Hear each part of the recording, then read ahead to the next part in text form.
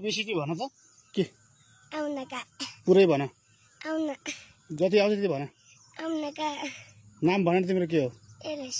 Alex एलेस पुरारिया के भन्न आउँछ मलाई अरू केही नै भन्न आउँला के आउँछ त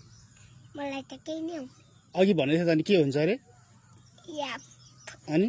जी पुरै भने नि के हुन्छ अरे पेट दुख्छ के हुन्छ अरे पेट कहाँ दुख्छ पेट यहाँ पुरा भने नि पेट दुख्छ हो ए बा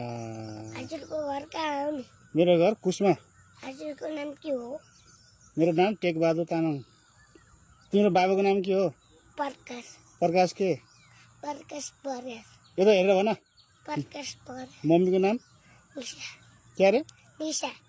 तिमी एक्लै हो जाने पढ्न अरू नि छन् तिम्रो क्लास टिचरको नाम के हो तिम्रो क्लास टिचरको नाम के हो एलेस परेर मत्ते ए तिमी कति कक्षामा पढ्छौ रे नर्सरीमा नर्सरीमा ल एबीसीडी भन्दै एकचोटि पेट दुख्छ पेट कहाँ दुख्छ यहाँ अनि भात खाँदाखेरि दुख्दैन पेट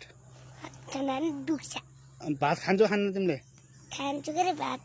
पेट दुख्छ अनि पेट दुख्ने होइन किन खान्छ नि भात नखाए हुन्थेन पेट दुख्छ नि भात किन खाएको त नि पढ्दाखेरि पेट दुख्छ अनि नपढ्ने अनि भात खाँदाखेरि पेट दुख्छ नि भात खाने